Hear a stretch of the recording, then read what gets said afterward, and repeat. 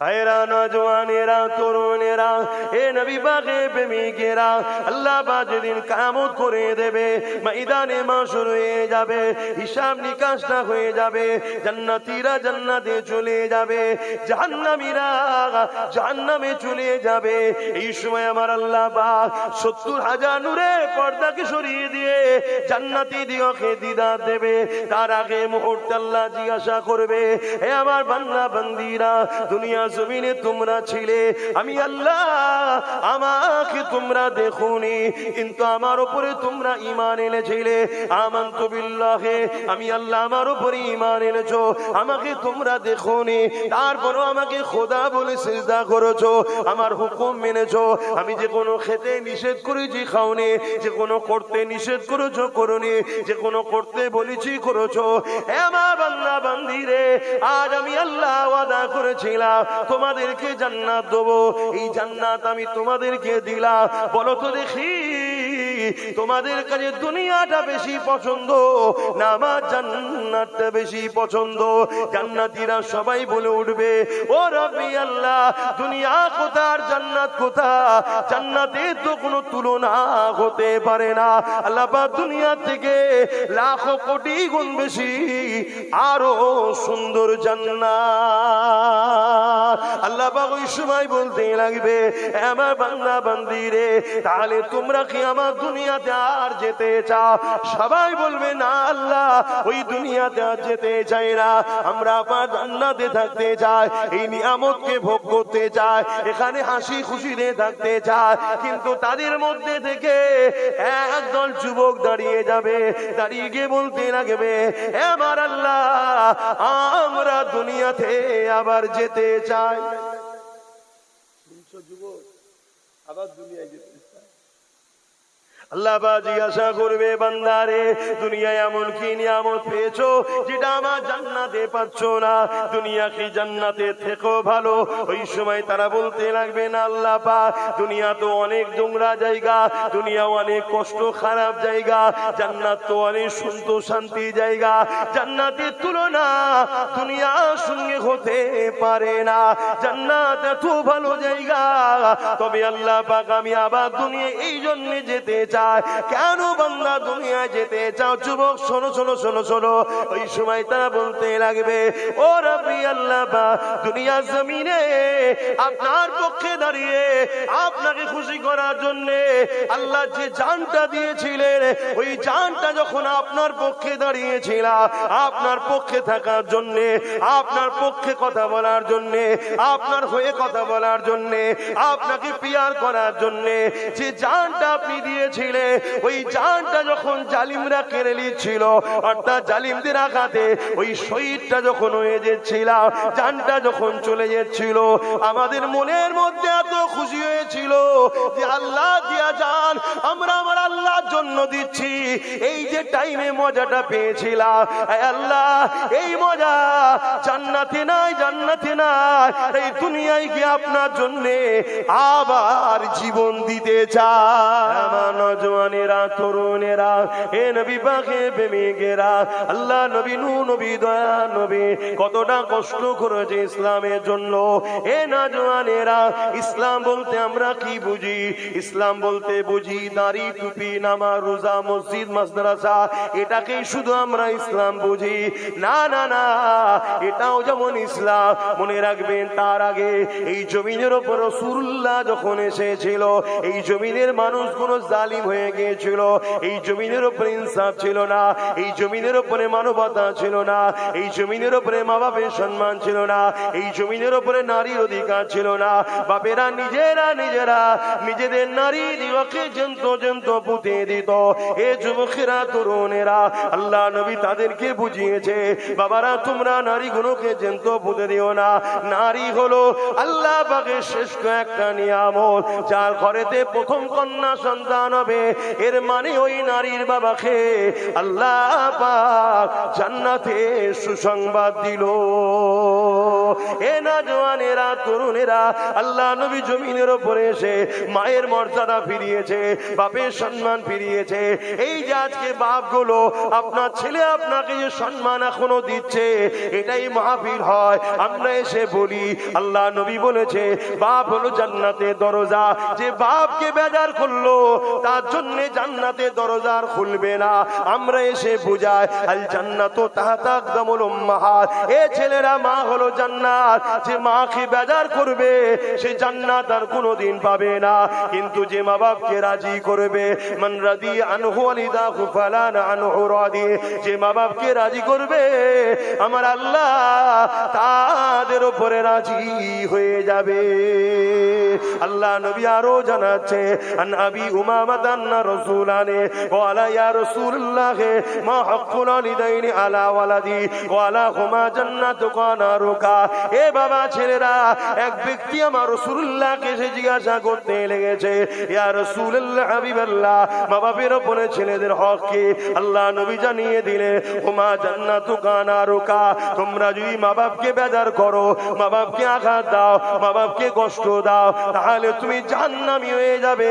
আর মা বাপকে যদি রাজি করো, মা বাপকে যদি খুশি করো, আমার আল্লাহ ওই ছেলেকে জান্নাতি বানিয়ে দেবে। ভাইরা, নওজওয়ানেরা, তরুণেরা, আল্লাহ ছাড়া অন্য কাউকে ভয় করবেন না। যারা শুধুমাত্র আল্লাহকে ভয় করে, ওয়ালিমান খাফা মাকামা রাব্বিহি জান্নাতান, আমার আল্লাহ তাদেরকে দুটো জান্নাত দেবে।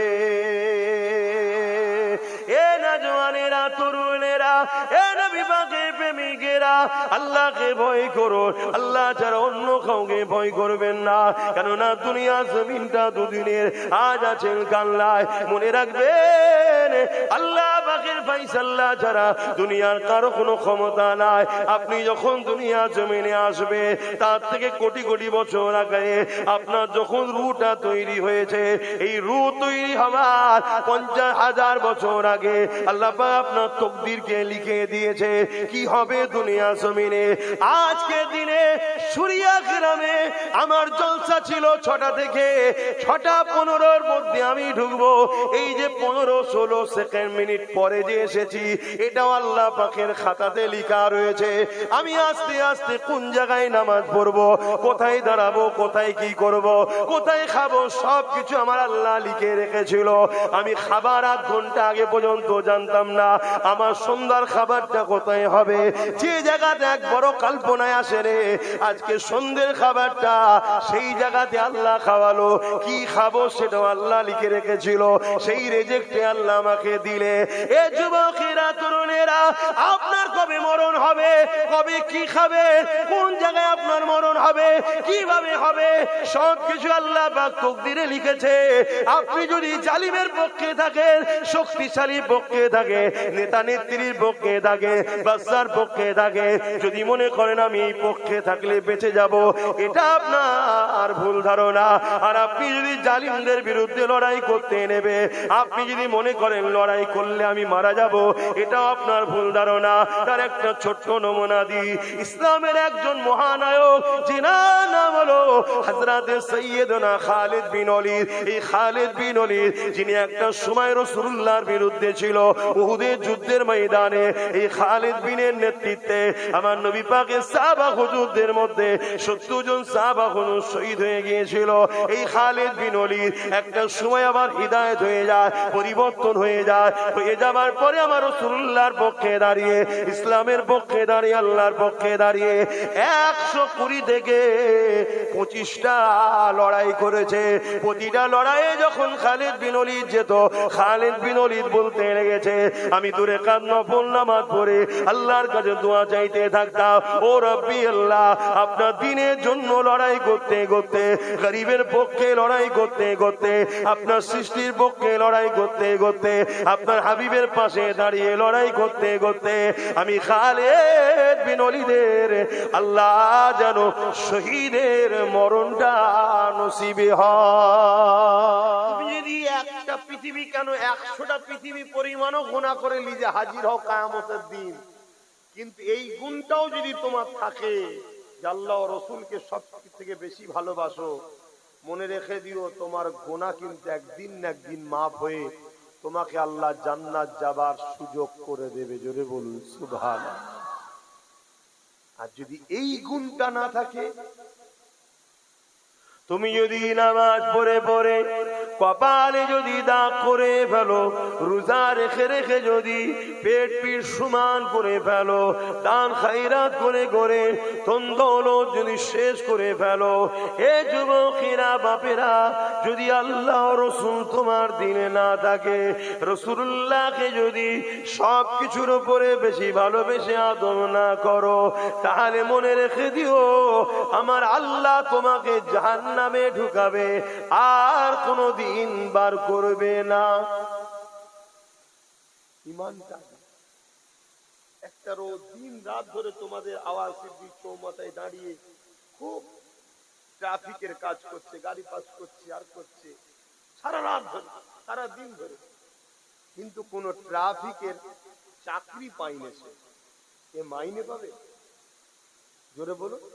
কিন্তু কাজটা যত ভালোই করুক মাইনে ওজন। আর একটা লোক ট্রাফিকের চাকরি পেয়েছে, 2 ঘন্টা মাইনে ডিউটি করে, আবার কিছুক্ষণ ফাঁকিও মারে,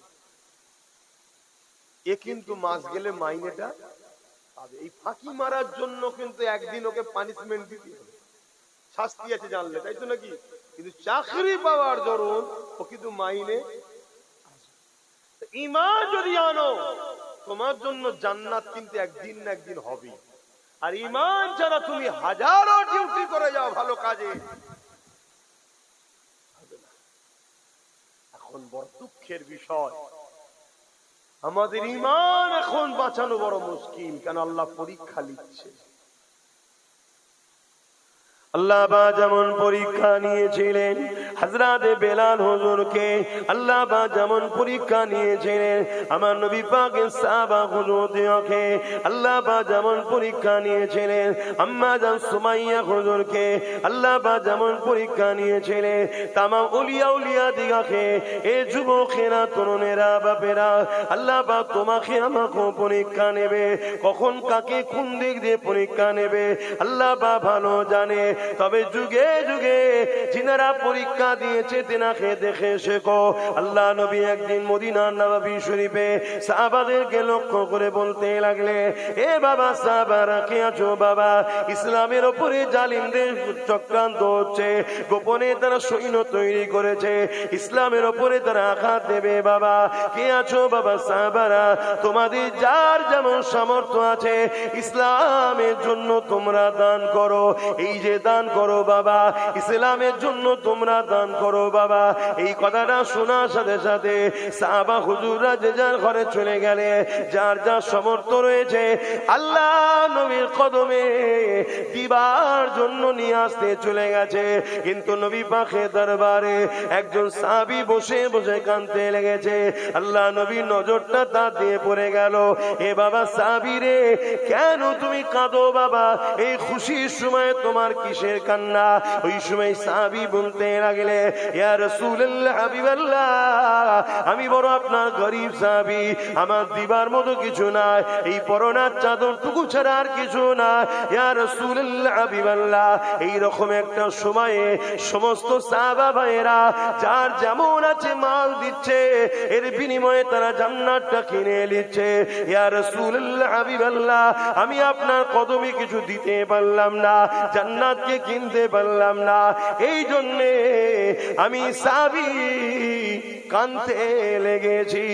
এ নওজওয়ানেরা তরুণেরা চিন্তা করে দেখে সাহাবা হুজুররা কিরকম তারা জান্নাতের জন্য, কিরকম তারা গরিব হওয়ার পরও আল্লাহ নবীর জবানের কথাকে বিশ্বাস করে তারা কাঁদতে লেগেছে। হঠাৎ করে সাহাবী বলতে লাগলে, ইয়া রাসূলুল্লাহ হাবিবাল্লাহ, আপনি আমাকে একটু ইজাজত দেন, আমি একবার ঘরে যাব।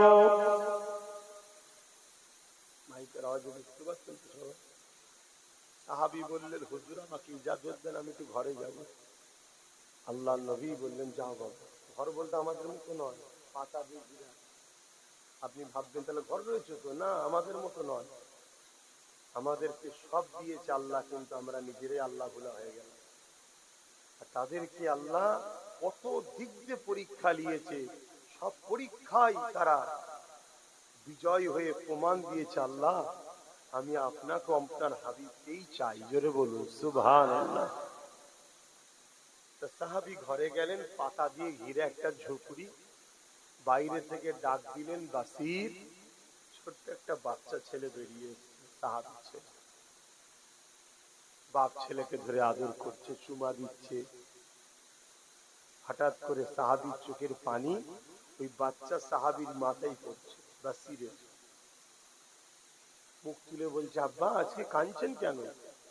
আমি জানি আপনি আমাকে বড় ভালোবাসেন, কেন আমার মা নেই দুনিয়ায়, এজন্য আপনি মা আপনি বাপ, আজকে কাঁদছেন কেন? শোনো যুবক, মরতে আব্বাস সিদ্দিকীকেও হবে, তোমাকেও হবে, সবাইকে মরতে হবে। অনেক কষ্টের বিনিময় ইসলাম। আজকে আমাদের গাফলতির জন্য, আমাদের উদাসীনতার জন্য, আমাদের লোভ লালসার জন্য, আমাদের একদল মুসলিম সমাজের মধ্যে মুনাফিকদের চক্রান্তের শিকার হওয়ার দরুন, আমাদের বেঈমান নেতাদের ঝান্ডা ধরে ঘোরার দরুন আজ আমার ভারত ও আমার বাংলা তো ইসলামের উপরে সন্ত্রাসবাদীদের ক্ষমতা কিন্তু বেড়ে গেছে। এটা আমাদের গাফলতির জন্য হয়েছে, আমাদের দোষে হয়েছে। এই সন্ত্রাসদেরকে দমন আমাদেরকেই করতে হবে। যেমন ভুলটা আমরা করেছি, এর প্রায়শ্চিত আমাদের দিতে হবে। আর যদি বলো যে পারবো না, দুনিয়াতেও আল্লাহ আরো তোমাদেরকে লিজ্জাত করবে, আরো তোমাদেরকে অপমান করবে, আরো বেইজ্জতি করবে। এই গত পরশুদিন দেখলাম মারতে মারতে উলঙ্গ করে চেক করেছে মুসলমান না মুসলিম। বিহার দেখেছেন কি? মারতে মারতে মারতে মারতে তাকে চেক করে মেরে কি বলে হসপিটালে ভর্তি, ডেট। এগুলো আমাদের পাওনা। কিছুদিন আগে দেখলেন না, ব্রিকেটে প্যাটিস বিক্রি করছিল, মার খেলো এখানে, ও দুদিন পরে এখানেও জানে মেরে দেবে। সব কিছু আমাদের দোষে হয়েছে। আর এই পাপের প্রায়শ্চিত কাদেরকে করতে হবে? আমাদেরকে। যদি চাও তোমার বাচ্চারা ইজ্জতের সাথে থাক এবং তোমার আখিরাত কামিয়াব হোক, তোমাকে প্রায়শ্চিত করতেই হবে। ভুল আমি তুমি করেছি, কত কষ্ট সাহাবারা করে। ওই সময় বাসির জিজ্ঞেস করছে, আব্বা আপনি কাঁদছেন কেন? আল্লাহ নবী সাহাবী বলেন, বাবা ছেলেরে, আল্লাহ নবী দরবারে বসেছিলাম, রাসূলুল্লাহ সাহাবাদেরকে বলতে লাগলে, কে আছো বাবা ইসলামের জন্য মাল দাও, কে আছো বাবা ইসলামের জন্য মাল দাও। জালিমরা গোপনে গোপনে গোপনে গোপনে ইসলামের উপরে আঘাত করার জন্য, মুসলমানদেরকে হত্যা করার জন্য তারা শক্তিশালী মিশন তৈরি করে ফেলেছে, তারা শক্তিশালী দল তৈরি করেছে। এ বাবা সাহাবারা, কে আছো মাল দাও। বাবা সাবিরে বাসিরে, জানো তো তোমার আব্বা বড় করে, আল্লাহ নবী বলেছিল এই লড়াইয়ে যারা মাল দেবে আল্লাহ তাদেরকে জমিন আসমানের মতো বড় বড় জান্নাত দেবে। এ বাবা বাসিরে, আমি তোমার আব্বা বড় গরিব বাবা, তুমি তো জানো পরনা চাদর ছাড়া কিছুই নাই। তাই বাবারে আমি মন স্থির করেছি, আমি রাসূলুল্লাহকে তো কিছুই দিতে পারলাম না, আমি রাসূলুল্লাহর কাছে গিয়ে সবাই মাল দিচ্ছে, আমি তোমার আব্বা নিজের জানটাকে ওই লড়াইয়ের জন্য দান করে দেব।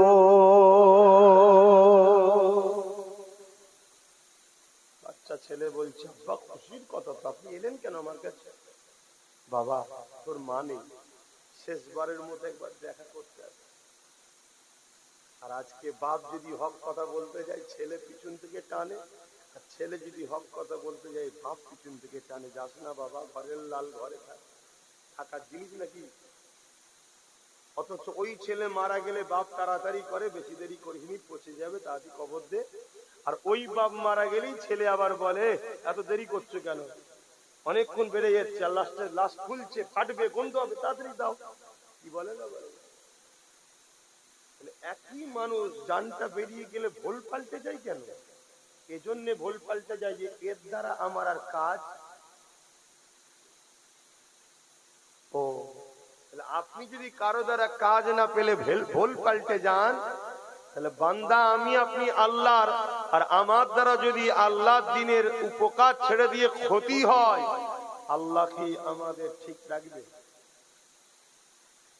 কি গো বলবেন তো? হ্যাঁ না? আবেরা নওজওয়ানেরা, এ নবী পাকের প্রেমিকেরা, আল্লাহ নবীর এই বাচ্চা সাহাবী বাসির বলতে লাগলে, আব্বা জান আপনি দেরি করবেন না, আপনি চলে যান। আমি বাসি নিজেকে বড় ধন্য মনে করব যদি আল্লাহ রসুল আপনাকে কবুল করে নেয়। হ্যাঁ আমার আব্বা জান, তবে আমি ইন্তজারে থাকবো। আমার আল্লাহ যদি আপনাকে গাজী করায়, আমি বাসির ধন্য হব, গাজীর বেটা হতে পেরেছে। আর আল্লাহ যদি আপনাকে শহীদ করে যায়, কিয়ামতের দিনে আল্লাহ পাককে বলবো, ও রব্বি আল্লাহ, দিনের জন্য যখন আমার বাপের প্রয়োজন হয়েছিল, আমি বাসির, আমার মা ছিল না দুনিয়ায়, আমার বাপই শুধু একমাত্র সাহারা ছিল। আমি বাপটাকেও আপনার জন্য দিয়ে দিয়েছি, আমি তাকে আটকে রাখিনি, তার পা ধরে আমি কাঁদিনি যে আব্বা আপনি যাবেন না, আমি বাসির একা কি করব, এই কথা আমি একবারও বলি না। আল্লাহ নবী সাহাবী ছুটতে লাগলে, রাসূলুল্লাহ দরবারে চলে আসলে, আল্লাহ নবীর কাছে এসে বলতে লাগলে, ইয়া রাসূলুল্লাহ হাবিবাল্লাহ, আমার সাহাবা ভাইরা কেউ উট দিয়েছে, কেউ অর্থ দিয়েছে, বিভিন্ন জন বিভিন্ন কিছু দিয়েছে। ইয়া রাসূলুল্লাহ হাবিবাল্লাহ, এই লড়াইয়ের জন্য ইসলামের পক্ষে, মানবতার পক্ষে, ইনসানিয়াতের পক্ষে, গরিবের পক্ষে, আল্লাহ ও রাসূলের পক্ষে আমি আমার জানটাকে দান করে দিলাম। আরো জোরে বলুন সুবহান।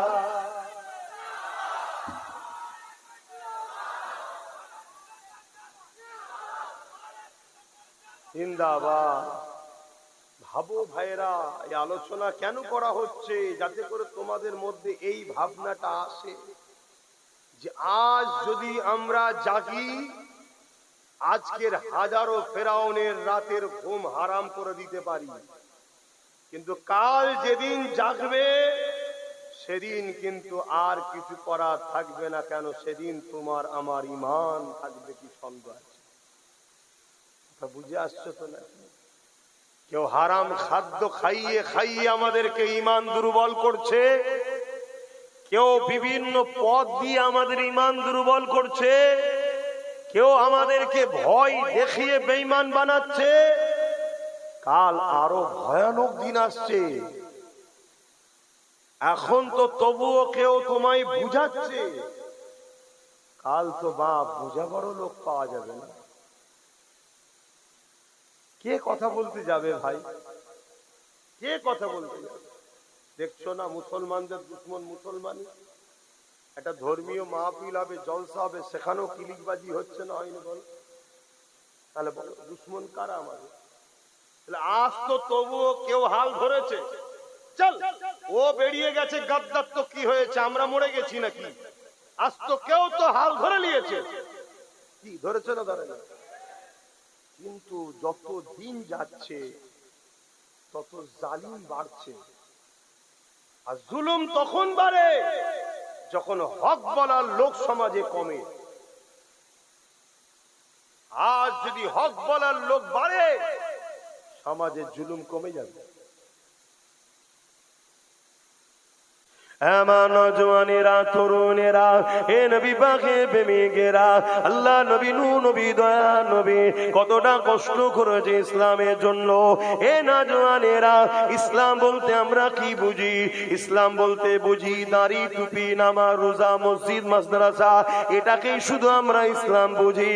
না না না, এটাও যেমন ইসলাম, মনে রাখবেন তার আগে এই জমিনের উপর রাসূলুল্লাহ যখন এসেছিল, এই জমিনের মানুষ কোন জালিম হয়ে গিয়েছিল, এই জমিনের উপরে ইনসাফ ছিল না, এই জমিনের উপরে মানবতা ছিল না, এই জমিনের উপরে মা বাপের সম্মান ছিল না, এই জমিনের উপরে নারীর অধিকার ছিল না। বাপেরা নিজেরা নিজেদের নারী দিওয়াকে জন্ত পুঁতে দিত। এ যুবকেরা, তরুণেরা, আল্লাহ নবী তাদেরকে বুঝিয়েছে, বাবারা তোমরা নারীগুলোকে জন্ত পুঁতে দিও না। নারী হলো আল্লাহ পাকের শ্রেষ্ঠ একটা নিয়ামত, যার ঘরেতে প্রথম কন্যা সন্তান হবে, এর মানে ওই নারীর বাবাকে আল্লাহ পাক জান্নাতে সুসংবাদ দিল। এ না জওয়ানেরা, তরুণেরা, আল্লাহ নবী জমিনের উপরে এসে মায়ের মর্যাদা ফিরিয়েছে, বাপের সম্মান ফিরিয়েছে। এই যে আজকে বাপগুলো আপনার ছেলে আপনাকে যে সম্মান এখনো দিচ্ছে, এটাই মাহফিল হয়। আমরা এসে বলি আল্লাহ নবী বলেছে বাপ হলো জান্নাতের দরজা, যে বাপকে বেজার করলো তার জন্য জান্নাতের দরজা আর খুলবে না। আমরা এসে বুঝাই আল জান্নাতু তাহতা আকদামুল উম্মাহাত, এ ছেলেরা মা হলো জান্নাত, যে মাকে বেজার করবে সে জান্নাত আর কোনোদিন পাবে না। কিন্তু যে মা বাপকে রাজি করবে, মান রাদি আনহু ওয়ালিদাহু ফালান আনহু রাদি, যে মা বাপকে রাজি করবে আমার আল্লাহ তাদের উপরে রাজি হয়ে যাবে। আল্লাহ নবী আরো জানাচ্ছে আন আবি উমামা আন্না রাসূলানে ওয়ালা ইয়া রাসূলুল্লাহ মা হাক্কুল ওয়ালিদাইনি আলা ওয়ালাদি ওয়ালা হুমা জান্নাতু কানারুকা। এ বাবা ছেলেরা, এক ব্যক্তি আমার রাসূলুল্লাহকে এসে জিজ্ঞাসা করতে লেগেছে, ইয়া রাসূলুল্লাহ হাবিবাল্লাহ, মা বাপের উপরে ছেলেদের হক কি? আল্লাহ নবী জানিয়ে দিলে হুমা জান্নাতু কানারুকা, তোমরা যদি মা বাপকে বেজার করো, মা বাপকে আঘাত দাও, মা বাপকে কষ্ট দাও, তাহলে তুমি জাহান্নামী হয়ে যাবে। আর মা বাপকে যদি রাজি করো, মা বাপকে যদি খুশি করো, আমার আল্লাহ ওই ছেলেকে জান্নাতি বানিয়ে দেবে। আরো জোরে বলুন সুবহান। জিন্দাবাদ আল্লাহ। এই যে আমরা এসে শিখাই, রসুলের কথা বলি, আজও আমাদের যুবকরা যারা শোনে, যারা রসুলকে মানে, তারা তবুও মা বাপকে এখনো পিয়ার করে। কিন্তু বাপ মারও তো উচিত যে আমার বাচ্চা যেন আল্লাহ রসুলের বিরুদ্ধে না যায়, ছোটবেলা থেকে ট্রেনিং দেওয়া দরকার আছে না? না, ওটাও তো মাথায় রাখা দরকার। স্কুলে যাচ্ছিস যা, কলেজে যাচ্ছিস যা, ইউনিভার্সিটিতে যাচ্ছিস যা, খবরদার আল্লাহ রসুলের বিরুদ্ধে যারা হবে তাদের সঙ্গে বন্ধুত্ব করবি না। একটা হিন্দু, একটা সাঁওতাল, একটা বাগদি, বিভিন্ন ধর্মের লোক আল্লাহ রসুল মানে নে, এটা ভিন্ন বিষয়। ও মানে নে, ভুল করছে কি ঠিক করছে ও জবাব দেবে। কিন্তু অনেকে আছে মানে না, উপরন্ত আবার বিরোধীও করে। এই বিরোধী করার অধিকার কে দিবে? কথা বুঝছেন না, বোঝেন না? এই যারা বিরোধী করবে, প্রকাশ্য খুলে আম দুশ্মনী করছে, এটা জানার পরও তাদের সঙ্গে মিশতে নিষেধ। অনেক মুসলমান আছে যারা আল্লাহ রসুলের বিরুদ্ধে খুলে আম কাজ করছে, আছে না? এইগুলো আজও আমরা শিখাচ্ছি, তাই তো আপনারা রাসূলুল্লাহর মহব্বত আপনাদের ছেলেদের অন্তরে পাচ্ছেন, তাই তো এখনো সভ্যতা আছে। যে সমাজ তো চাই না এখানে ইসলাম থাক, কি চাই? শুধু যে প্রকাশ্য ইসলামের দুশ্মনরা যে ইসলাম থাক চাই না এমনটা শুধু নয়, মুসলমানদের মধ্যে একটা বড় অংশ মুনাফিক গাদ্দার আছে, তারাও চাই না ইসলাম থাক। আমরা এই মশলাটাকে, আমার ভাইয়েরা এইদিকে চলে লেখেন, আবার তাহলে ওটা খুলে দাও না, খুলে তো চর্যদা বসে যাক। শুনছেন? এদিকে দেখেন, কেন সময় কারো ইন্তজার করবে না। রোজ দুটো দুটো করে জলসা, শরীরও আজ চলছে। আর প্রত্যেকটা জায়গায় গেলে আল্লাহর পরে সিস্টেম দেখো কেমন, যেখানেই যাই কম বেশি সাল দেয়। আর আজকে ঘর থেকে আনতে ভুলে গেছি, আজকে কিছুটা বেরোবার পরে মনে পড়েছে শাল টানতে ভুলে গেছি তো, এইগুলো ঠান্ডা লাগছে, মনে মনে করছি জলসায় গেলে আল্লাহর পরীক্ষা দেয়, কাটতেই দেয়। ওইখানেও যায়নি, প্রথমে জলসা করেছি আমি, একটা করেছি, ওখানেও দেয়নি, আর এখানেও দেয় না। এটা খারাপ দিলেন নাকি? মানে আমি বুঝাতে চাইছি এটাই যে আল্লাহর পরীক্ষা দেয়। আল্লাহ একবার দরুদ শরীফ আল্লাহুম্মা। বসো বসো, দাঁড়াওনি ভাই, বসো। ভালো ঘরের ছেলে ভালো জায়গায় বসো।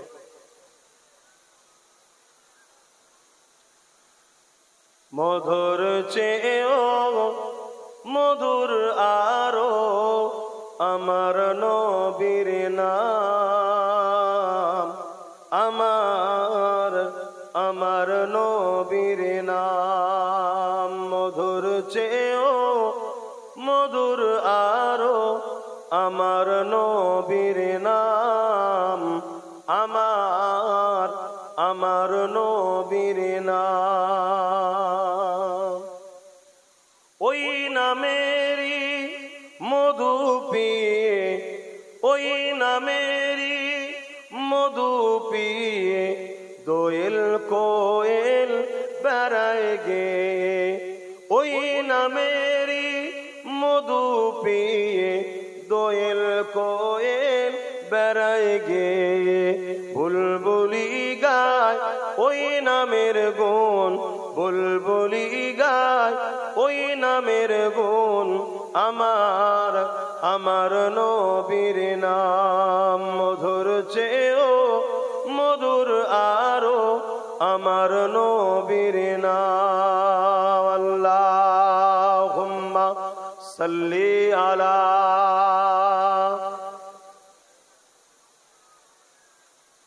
জবান খুলে ওয়ালা আলে।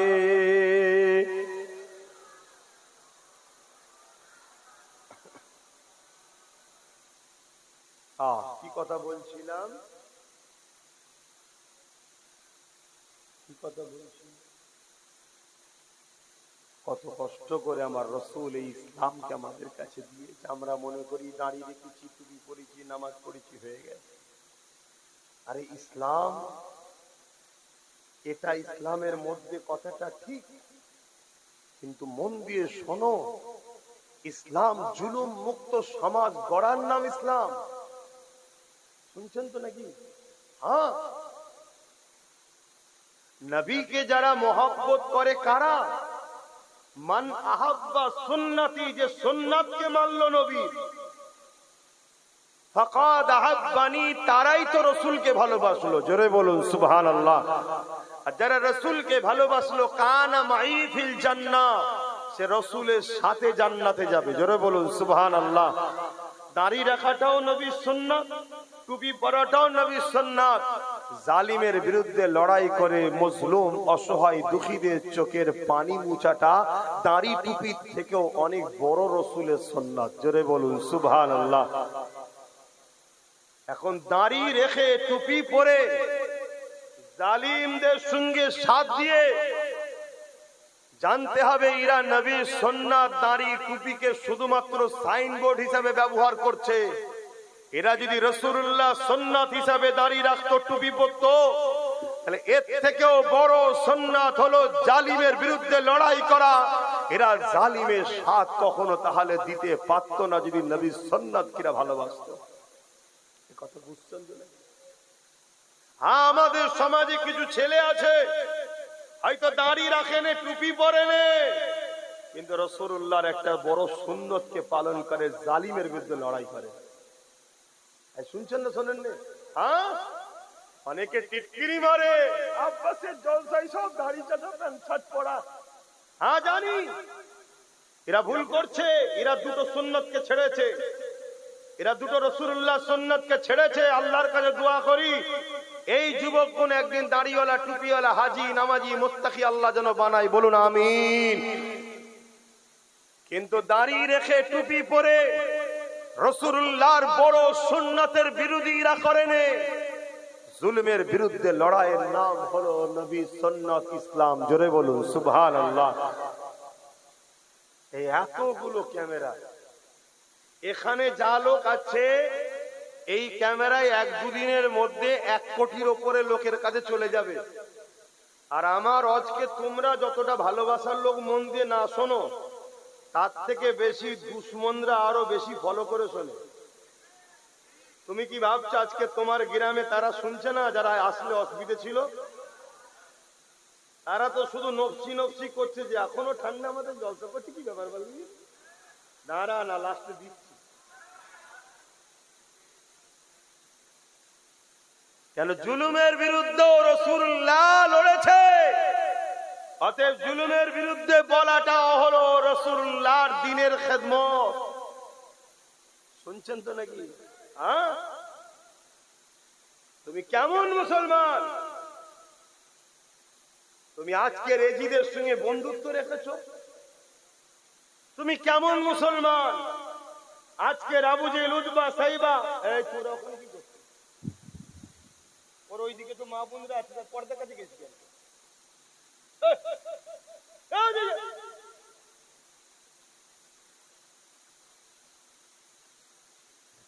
ও তো মা বোনরা আছে নাকি? তাহলে ওখানে কেন চলে গেল?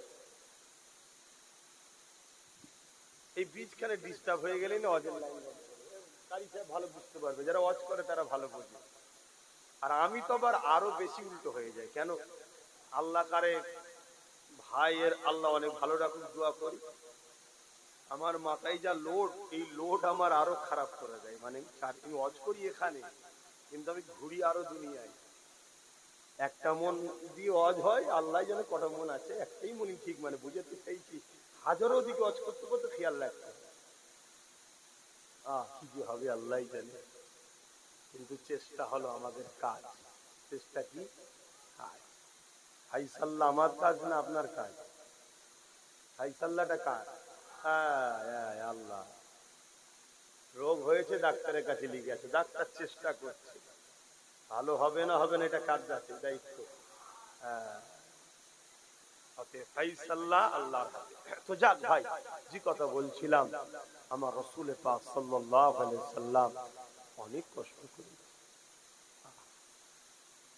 আল্লাহ নবীর জীবনী খুলে দেখো, ইসলামের জন্য রাসূল পাক উহুদের ময়দানে গিয়ে দান্দা মুবারক শহীদ হয়েছে। আহা, দয়াল নবীর চেহারা মুবারক রক্তে ভরে গেছে। হে নবীর উম্মত, তোমার বিবেক একটু কাঁদে না? তোমাকে একবারও কি তোমার দিল ধাক্কা দেয় না যে রাসূল উহুদের ময়দানে গিয়েছিল ইনসাফের জন্য, মানবতার জন্য, ন্যায়ের জন্য, গরিবের জন্য, দুঃখীর জন্য, এতিমের জন্য? আমার রাসূলের জীবনে একটা লড়াই নেই কোন ধর্মের বিরুদ্ধে রাসূল লড়েছে। শুনছেন? উপরন্তু আমার রাসূল মদিনা সনদ করেছিল যে কেউ কারো ধর্মের উপরে আঘাত দেবে না, কোন গোত্র বা কোন ধর্মের উপরে আঘাত দেবে না, এই চুক্তিবদ্ধ করেছে। আমার রাসূল যতবার লড়েছে আল্লাহর সৃষ্টিকে বাঁচাবার জন্য, এতিমের জন্য, বিধবার জন্য, গরিবের জন্য, মজলুমের জন্য, দুঃখীর জন্য। সেই দুঃখী অমুসলিম আমার রাসূলকে মানে নেই তখন, কিন্তু সে অসহায়, রাসূল তার জন্যও লড়েছে। জোরে বলুন সুবহানাল্লাহ। তারিখে হাদিস দেখো, দুনিয়া যখন জুলুম মুক্ত হয়েছে, সন্ত্রাস মুক্ত হয়েছে, আতঙ্কবাদ মুক্ত হয়েছে, রেপ মুক্ত হয়েছে, নেশা মুক্ত হয়েছে, দুর্নীতি মুক্ত হয়েছে, খুন মুক্ত হয়েছে, পাপাচার মুক্ত হয়েছে, আমার আল্লাহ তখন নবীকে দাওয়াত দিয়েছে, বন্ধু এবারে মেরাজে আসেন। সুবহানাল্লাযী আসরা বিআবদিহি লাইলাম মিনাল মসজিদিল হারাম ইলাল মসজিদিল আকসা। এই যে কোরআনের আয়াতে আল্লাহ পাক জানাচ্ছে তার হাবিবকে তখন দাওয়াত দিয়ে গেছে।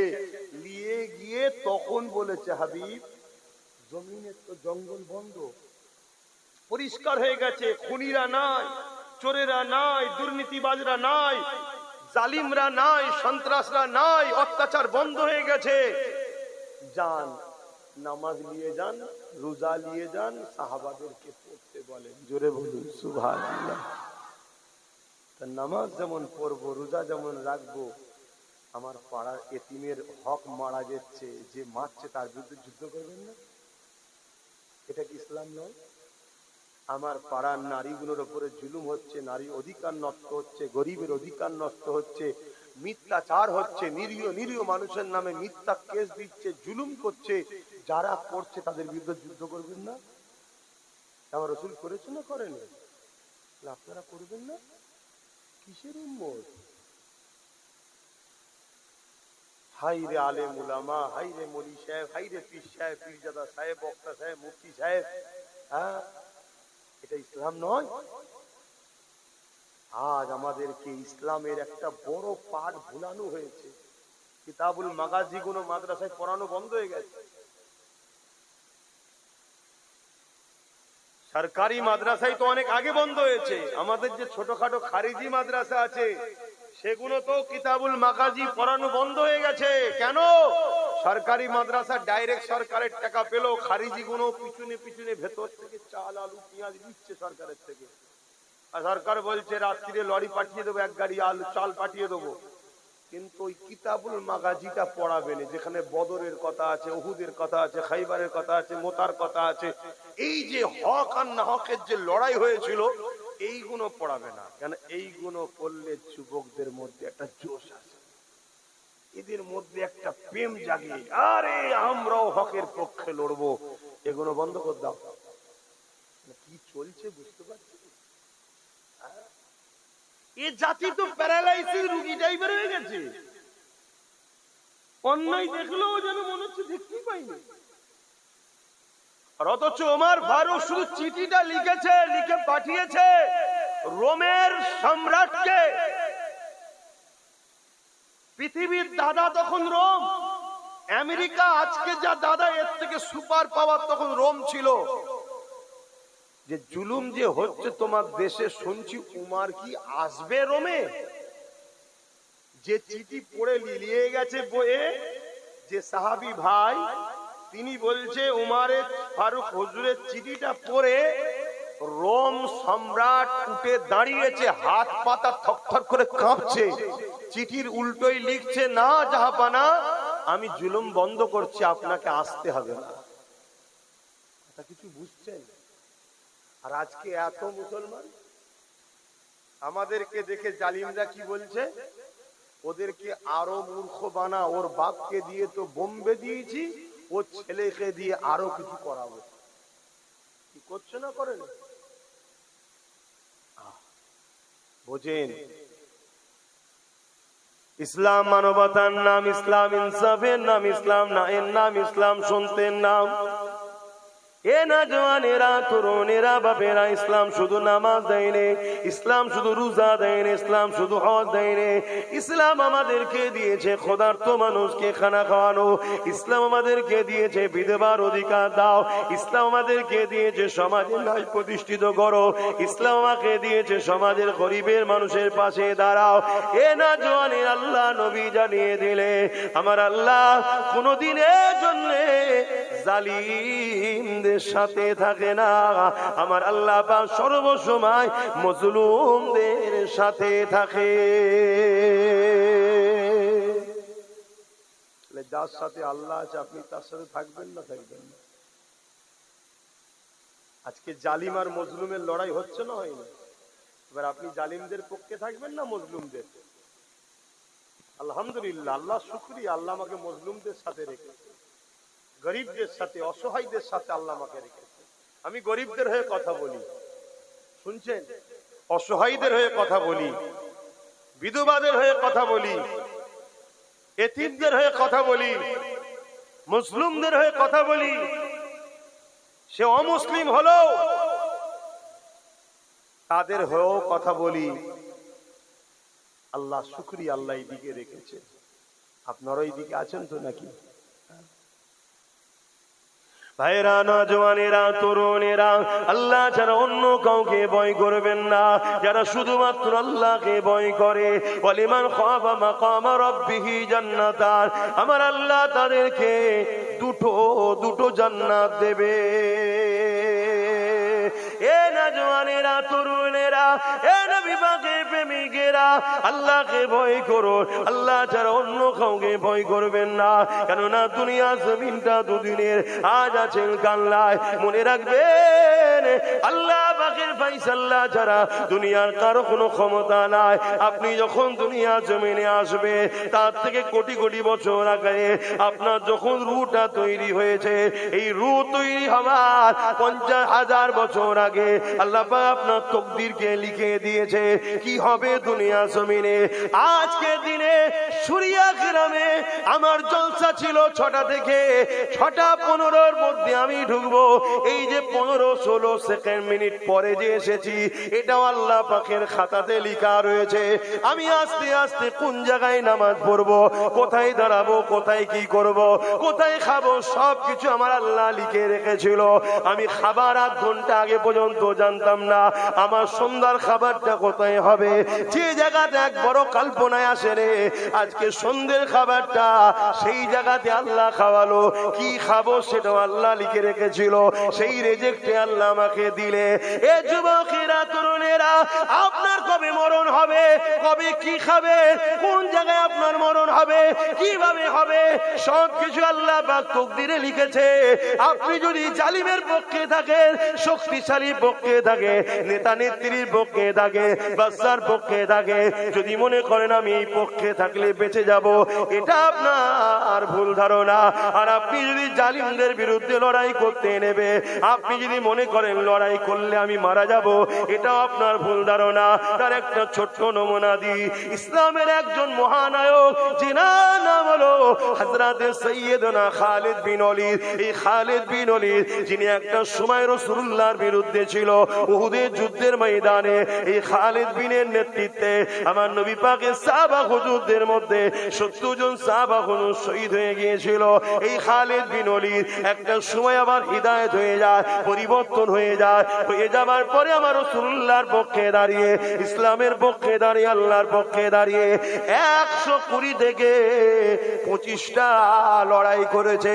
প্রতিটা লড়াইয়ে যখন খালিদ বিন ওলীদ যেত, খালিদ বিন ওলীদ বলতে লেগেছে, আমি দূরে কাদ নফল নামাজ পড়ে আল্লাহর কাছে দোয়া চাইতে থাকতাম, ও রব্বি আল্লাহ, আপনার দ্বীনের জন্য লড়াই করতে করতে, গরিবের পক্ষে লড়াই করতে করতে, আপনার সৃষ্টির পক্ষে লড়াই করতে করতে, আপনার হাবিবের পাশে দাঁড়িয়ে লড়াই করতে করতে আমি খালিদ বিন ওলীদের আল্লাহ যেন শহীদের মরণটা নসিবে হয়।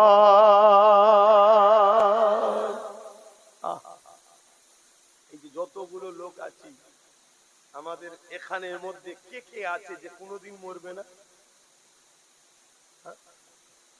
বলবেন একটা লোক নেই এর মধ্যে যে সারা জীবন থাকবে, সবাই মরে যাবে।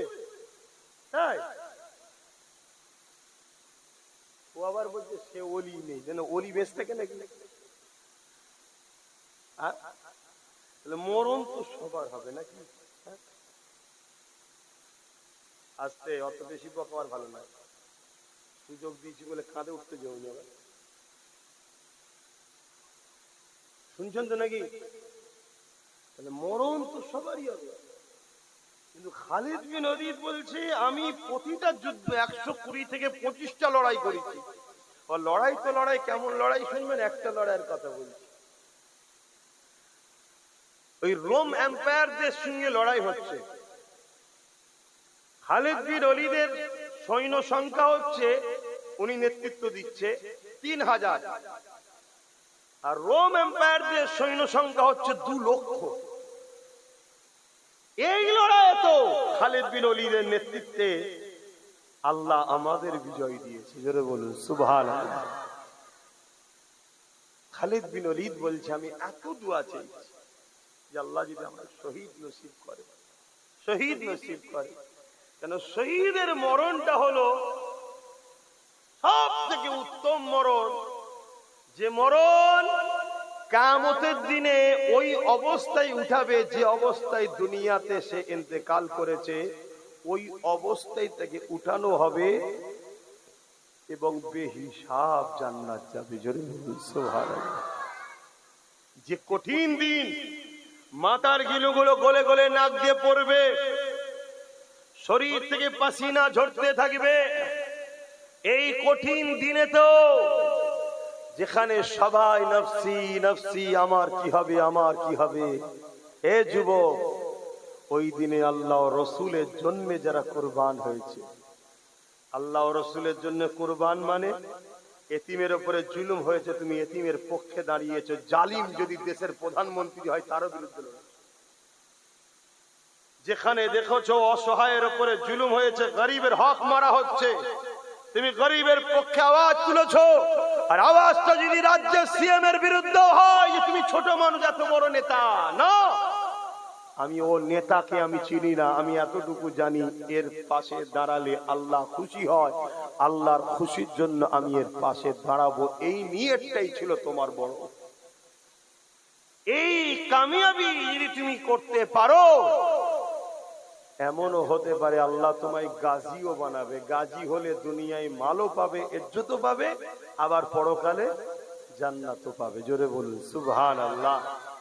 কিন্তু শহীদ এত বড় সম্মান, আল্লাহ রসুল বলছেন পিপিলিকা কামড়ালে যেমন মানুষের কষ্ট বুঝে যায়, ওর থেকেও কম কষ্ট হলো শহীদ যখন হয় ওর জানটা বেরিয়ে, ওর থেকেও কম কষ্টে জান বেরিয়ে যায়। জোরে বলুন সুবহানাল্লাহ। হায়রা নওজওয়ানেরা, তরুণেরা, এ নবী পাকের প্রেমিকেরা, আল্লাহ পাক যেদিন কিয়ামত করে দেবে, ময়দানে মাশর হয়ে যাবে, হিসাব নিকাশটা হয়ে যাবে, জান্নাতীরা জান্নাতে চলে যাবে, জাহান্নামীরা জাহান্নামে চলে যাবে। এই সময় আমার আল্লাহ পাক 70,000 নূরের পর্দাকে সরিয়ে দিয়ে জান্নাতি দিগকে দিদার দেবে। তার আগে মুহূর্তে আল্লাহ জিজ্ঞাসা করবে, হে আমার বান্দা বান্দীরা, দুনিয়া জমিনে তোমরা ছিলে, আমি আল্লাহ আমাকে তোমরা দেখোনি, কিন্তু আমার উপরে তোমরা ঈমান এনেছিলে। আমানতু বিল্লাহি, আমি আল্লাহ আমার উপরে ঈমান এনেছো, আমাকে তোমরা দেখোনি, তারপরও আমাকে খোদা বলে সিজদা করেছো, আমার হুকুম মেনেছো। আমি যে কোনো খেতে নিষেধ করেছি খাওনি, যে কোনো করতে নিষেধ করেছো করোনি, যে কোনো করতে বলেছি করেছো। হে আমার বান্দা বান্দীরে, আজ আমি আল্লাহ ওয়াদা করেছিলাম তোমাদেরকে জান্নাত দেবো, এই জান্নাত আমি তোমাদেরকে দিলাম। বলো তো দেখি তোমাদের কাছে দুনিয়াটা বেশি পছন্দ না আমার জান্নাতটা বেশি পছন্দ? জান্নাতীরা সবাই বলে উঠবে, ও রব্বি আল্লাহ, দুনিয়া কোথার জান্নাত কোথা? জান্নাতে তো কোনো তুলনা হতে পারে না। আল্লাহ পাক দুনিয়া থেকে লাখো কোটি গুণ বেশি আরো সুন্দর জান্নাত। আল্লাহ পাক ওই সময় বলতে লাগবে, আমার বান্দা বান্দিরে, তাহলে তোমরা কি আমার দুনিয়াতে আর যেতে চাও? সবাই বলবে, না আল্লাহ, ওই দুনিয়াতে আর যেতে চাই না, আমরা আপনার জান্নাতে থাকতে চাই, এই নিয়ামতকে ভোগ করতে চাই, এখানে হাসি খুশিতে থাকতে চাই। কিন্তু তাদের মধ্যে থেকে একদল যুবক দাঁড়িয়ে যাবে, দাঁড়িয়ে গিয়ে বলতে লাগবে, আমার আল্লাহ, আমরা দুনিয়াতে আবার যেতে চাই। শুনছো যুবক, আবার দুনিয়ায় যেতে চাই। আল্লাহ পাক জিজ্ঞাসা করবে, বান্দারে, দুনিয়ায় এমন কি নিয়ামত পেয়েছো যেটা আমার জান্নাতে পাচ্ছ না? দুনিয়া কি জান্নাতের থেকেও ভালো? ওই সময় তারা বলতে লাগবে, না আল্লাহ পাক, দুনিয়া তো অনেক নোংরা জায়গা, দুনিয়া অনেক কষ্ট খারাপ জায়গা, জান্নাত তো অনেক সুন্দর শান্তি জায়গা, জান্নাতের তুলনা দুনিয়ার সঙ্গে হতে পারে না, জান্নাত এত ভালো জায়গা। তবে আল্লাহ পাক, আমি আবার দুনিয়া এই জন্য যেতে চাই। কেন বান্দা দুনিয়ায় যেতে চাও? যুবক শোনো শোনো শোনো শোনো। ওই সময় তারা বলতে লাগবে, ও রব্বি আল্লাহ পাক, দুনিয়ার জমিনে আপনার পক্ষে দাঁড়িয়ে আপনাকে খুশি করার জন্য আল্লাহ যে জানটা দিয়েছিলেন, ওই জানটা যখন আপনার পক্ষে দাঁড়িয়েছিল, আপনার পক্ষে থাকার জন্য, আপনার পক্ষে কথা বলার জন্য, আপনার হয়ে কথা বলার জন্য, আপনাকে পিয়ার করার জন্য যে জানটা আপনি দিয়েছিলেন, ওই জানটা যখন জালিমরা কেড়ে নিচ্ছিল, অর্থাৎ জালিমদের আঘাতে ওই শহীদটা যখন হয়ে যাচ্ছিল, জানটা যখন চলে যাচ্ছিল, আমাদের মনের মধ্যে এত খুশি হয়েছিল যে আল্লাহ দিয়া জান আমরা আমার আল্লাহর জন্য দিচ্ছি। এই যে টাইমে মজাটা পেয়েছিলাম, আল্লাহ, এই মজা জান্নাতে নাই, জান্নাতে নাই, এই দুনিয়ায় গিয়ে আপনার জন্য আবার জীবন দিতে চাই। আরো জোরে বলুন সুবহান, আরো জোরে বলুন সুবহান। যুবক রে, কি নেশায় পড়ে গেলাম আমরা। এ ধোকা, এ ধোকা, এ দুনিয়া ধোকা, এ দুনিয়ার ধোকায় পড়ে গেলাম। মুসলিম ঘরের ছেলে আজকে মসজিদ মাদ্রাসা কবরস্থানে দুশ্মন হয়ে গেলাম। হ্যাঁ, আব্বাস কি অন্যায় করেছে? আব্বাসের খারাপিটা কি? আব্বাস কি ভুল বলেছে? আব্বাস নাইকে নাই বলে, অন্যায়কে অন্যায় বলে, ভালোকে ভালো বলে, চোরকে চোর বলে, অলিকে অলি বলে, ডাকাতকে ডাকাত বলে, খুনিকে খুনি বলে। এটা অন্যায়। কিন্তু আজ আমার কওমের এক শ্রেণী মানুষের কাছে এটাই তো অন্যায় হয়ে করে ফেলেছি আমি, যে আপনি আসবেন, নামাজের কথা বলবেন, রোজার কথা বলবেন, দোয়া করবেন, চলে যাবেন। কত খুলে বলার কি দরকার? আরো তো অনেক লোক আছে ওয়াজ করে, ওই কারো বিরোধী তো করি না। শুনছেন তো? মনে রেখে দিও, আল্লাহ ছাড় ফেরাউনকেও দিয়েছিল, ছেড়ে কিন্তু দেয়নি। ছাড় আল্লাহ নমরুদকেও দিয়েছিল, ছেড়ে দেয় না। আজ আমার ফটোকে এআই করা হচ্ছে, আমার ফটোকে এআই করা হচ্ছে, নোংরা নোংরা ছবি বার করা হচ্ছে, মাথায় টুপি কপালে তিলক লাগিয়ে দেওয়া হচ্ছে, বিজেপির লোকেদের সঙ্গে আমার ফটোকে সেটিং করা হচ্ছে, যাতে করে এ জাতি মনে করে আব্বাস বিজেপির লোক, আব্বাসের কথা শুনবে না। তা যখনই শুনবে না, আমাদের মতো চোর গুণকে তখন সাপোর্ট করবে জাতি। কথা শুনছেন তো? এই পরিকল্পনা করা, আমার আজকে কাটিং করা হচ্ছে, আগে পিছুর কথাকে এডিট করে সেটিং করা হচ্ছে। কথা বুঝলেন? কত রকম চক্রান্ত করা হচ্ছে, কিন্তু এরপরও ইজ্জতের মালিককে আল্লাহ। আমার ইজ্জত দেখেছে, আল্লাহ দিয়েছে, আল্লাহ ইজ্জতের হেফাজত করছে, আলহামদুলিল্লাহ। পারিবারিক বিষয়ে আঘাত দিবার চেষ্টা করছে, কি না করছে জালিমরা। এটা কি নতুন? মনে রেখে দিও, এ উম্মতে মুহাম্মাদি, বিজয় যদি চাও, কামিয়াবি যদি চাও, ইজ্জত দুনিয়া আখিরাতের যদি চাও, সর্বপ্রথম নিজের কওমের মধ্যে গাদ্দার গুলোকে চিনতে শেখো। প্রকাশ্য দুশ্মনকে চিনা যায়। মোদি আমাদের দুশ্মন, অমিত শাহ আমাদের দুশ্মন, শুভেন্দু আমাদের দুশ্মন, দিলীপ ঘোষ দুশ্মন, এদেরকে আমরা চিনি। আমাদের পাশেই ভাটপাড়াতে রয়েছে অর্জুন সিং, এ একটা আমাদের দুশ্মন। এগুলোকে চিনা যায় রে বাবা। কিন্তু তোমার আমার ভেতরে মুসলমান সেজে নামের আগে মোহাম্মদও আছে, তোমার আমার কওমের মধ্যে সেজে একদল গাদ্দার আছে না নাই? আওয়াজ আওয়াজ আওয়াজ। ওই গাদ্দার গুলোকে আগে চেনো, আর গাদ্দার গুলোর সঙ্গে সাহাবা হুজুররা যে ব্যবহার করেছিল তৎকালীন মুনাফিকদের সাথে, ওই ব্যবহার করো, তবে তোমরা বাঁচবে। শুনছো? এ গাদ্দাররা হলো শিয়ালের পাট নিয়েছে, খাদ্যকে ধরে ধরে ধরে ধরে ধরে ধরে রাজা মুসাইয়ের কাছে পৌঁছাচ্ছে। শুনছে? অতএব এই গাদ্দারকে চেনো। আমার নবী পাক সাল্লাল্লাহু আলাইহি ওয়াসাল্লামের অনেক কষ্ট দিয়েছিল তৎকালীন সময় মুসলিম সুরাতে মুনাফিকগুলো, অনেক কষ্ট দিয়েছে। এই যে উহুদের লড়াইয়ের ময়দানে আর বদরের লড়াইয়ের ময়দান, দুটো ময়দানের কথা বলছি। আর যতগুলো লড়াই হয়েছে, আমি আবার বলছি, বড় পাওয়ারের সাথে পুরো বিশ্বকে চ্যালেঞ্জ দিচ্ছি। মানুষটা ছোট হতে পারি, কথাটা তো আমার নয়। আমার নবী কখনো কোন ধর্মের বিরুদ্ধে লড়াই করেনি।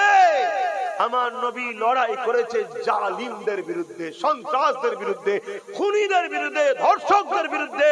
এবারে বলো, খুনি জালিম ধর্ষকদের বিরুদ্ধে লড়াই করাটা দরকার আছে না নাই? এই লড়াই আমার রাসূল করেছে। এই লড়াইকে যারা অপছন্দ করে, জানতে হবে তারা আজকের দিনে ধর্ষকদের পক্ষে, আজকের দিনে তারা খুনিদের পক্ষে, আজকের দিনে তারা জালিমদের পক্ষে। এই আমিনা আল্লাহর বিরোধী যারা করে, তারা হয় চরিত্রহীন, নাই সন্ত্রাস, নাই খুনি, নাই দাঙ্গাবাজ। আমিনা আল্লাহর বিরোধী কোনদিন পৃথিবীর কোন ধর্মের সভ্য ভদ্র লোক করেনি। অন্য ধর্মের কথাও বলছি, তাদের ধর্মের ভদ্র সভ্য লোক কোনদিন আমিনা আল্লাহর বিরোধী বাচ্চার বিরোধী করে? আমার দেশের গান্ধী বাবু আমার রাসূলুল্লাহর পক্ষপাতিত্ব করেছিলেন, বলেছিলেন শাসক তো করতে হবে ওমর ফারুকের মতো। আর ওমর ফারুক তো মুহাম্মদ সাল্লাল্লাহু আলাইহি ওয়াসাল্লামের আদর্শে গড়া একজন ছাত্র। জোরে বলুন সুবহানাল্লাহ। শুনছেন ভাই? হ্যাঁ, তো বলেন আমার রাসূল পাক সাল্লাল্লাহু আলাইহি সাল্লামকে আঘাত দিয়েছিল মুনাফিকরা। একটা হলো বদরের ময়দান আর একটা হলো উহুদের ময়দান। বদরের ময়দানে নবী ও নবীর সাথীদের ছিল মাত্র 313 জন, আর জালিমদের ছিল 1000। আর জীবনের প্রথম লড়াই, জীবনের প্রথম নবীর সাথে যে কজন কলমা পড়েছে, নবীর ছায়া সাথী হয়েছে, সঙ্গী সাথী হয়েছে, জীবনের প্রথম তারা খাজুরের ডালে লড়াই করতে নেমেছে সন্ত্রাস জালিম আবু জেহেল উতবা সাইবার বিরুদ্ধে। সেই লড়াইয়ে বেশি দেরি হয় না, চট জলদি বিজয় লাভ হয়েছে। জোরে বলুন সুবহানাল্লাহ। ক্ষতিও অতটা হয়নি। আর উহুদের ময়দানে নবী পাক বেরিয়েছে 1000 লোক নিয়ে, আর জালিমদের সংখ্যা 3000। কিন্তু নবীর 1000-এর মধ্যে একজন দাড়িওয়ালা টুপিওয়ালা মুসলিম সুরাতে একজন ছিল, যার নাম হলো আব্দুল্লাহ ইবনে উবাই। কি নাম? সে হঠাৎ করে 300 সৈন্যকে নিয়ে সরে যায় যে আমরা যাব না। এই যে ধোঁকা দেওয়া বা খটকা লেগে যাওয়া, মনের স্পিডকে দমিয়ে দেওয়া, এই গাদ্দারিটা করার জন্য আমার নবীর প্রিয় প্রিয় পাওয়ারফুল শক্তিশালী 70 জন সাহাবা উহুদের ময়দানে শহীদ হয়েছে। কাদের জন্য এই ক্ষতিটা হলো? প্রকাশ্য দুশমন না গাদ্দার মুনাফিক? তাই জোরে বলুন। আমাদের মধ্যে মুনাফিক আছে না? আমরা আরো অনেক দূরে চলে যেতাম, মুনাফিকরা ভেতরে ঢুকে গিয়ে আমাদেরকে ধোঁকা দিয়ে দেয়, আমাদের স্পিরিটকে দমিয়ে দেয়। এই মুনাফিক চেনো, এই মুনাফিক চেনো। আল্লাহ নবী বলেছে আমার উম্মত দাবিদারদের মধ্যে 73 দলে বিভক্ত হয়ে যাবে। বনি ইসরাইল কওমের দলেরা ছিল 72, আমার উম্মতের মধ্যে 73 দলে বিভক্ত হয়ে যাবে। 73 দলেই নামাজ, 73 দলেই টুপি, 73 দলেই না দাড়ি, 73 দলেই পাগড়ি, 73 দলেই রোজা থাকবে, কোরআন শিক্ষা, হাদিস শিক্ষা, মসজিদ মাদ্রাসা সব থাকবে। এরপরও 72টা দল জাহান্নামে যাবে। আজ আমাদের সমাজে এমন নামাজি আছে, এমন রোজাদার আছে, এমন মসজিদ বানানেওয়ালা রয়েছে, এমন জলসা করনেওয়ালা রয়েছে, জলসার মাহফিল বেনেওয়ালা রয়েছে, যা সব রয়েছে, অথচ আজকের ইসলামের খুলেআম দুশমন বিজেপি ও টিএমসির সাথে এখনো তারা সাথ দিয়ে চলছে। এরকম মুনাফিক গাদ্দার আছে না নাই? আওয়াজ দিয়ে বলুন আছে না নাই? আমার পাশে বিজেপি ইসলামের দুশ্মন না? দুশ্মন না? তাই ইসলামের যে দুশ্মন হয় সে জালিম নয়? জোরে বলে। মমতা ইসলামের দুশ্মন না? দুশ্মন নয়?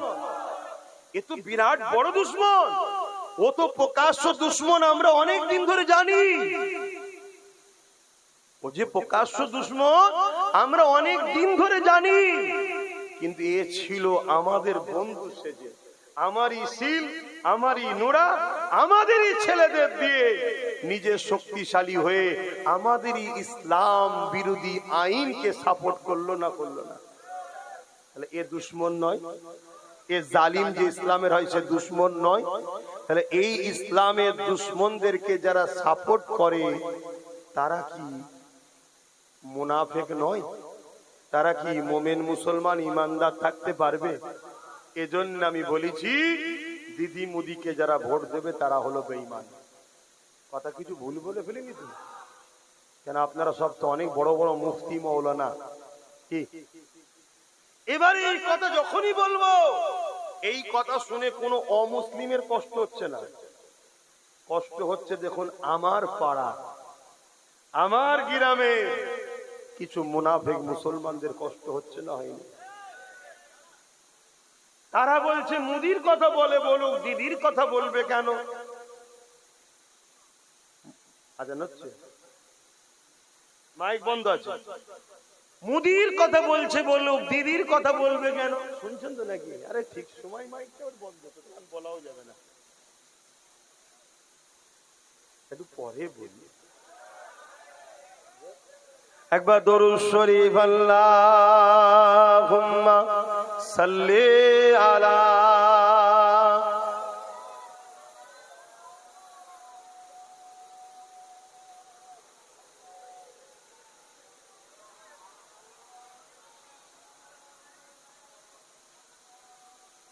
আজানটা হয়ে যাক, এক মহল্লায় আজান হচ্ছে।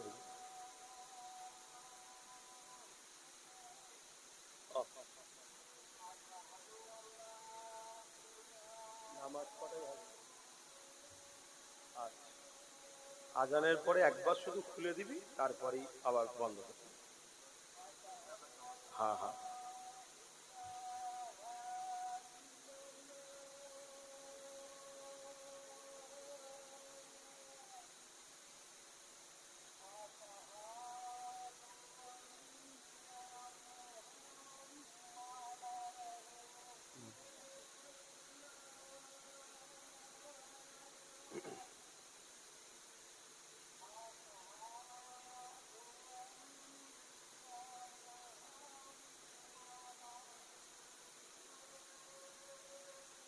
সাল্লাল্লাহু আলাইহি ওয়াসাল্লাম।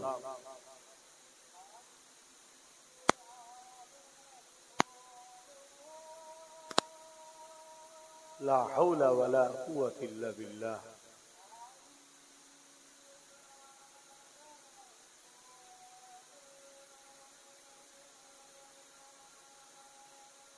লা হাওলা ওয়ালা কুওয়াতা ইল্লা বিল্লাহ।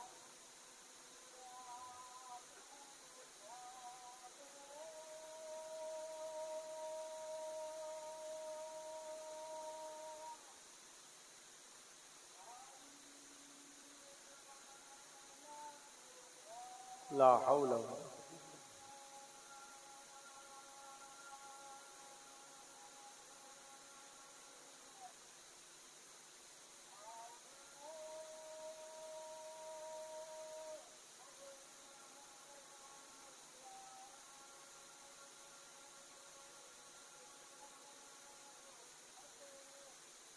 আল্লাহু আকবার, আল্লাহু আকবার।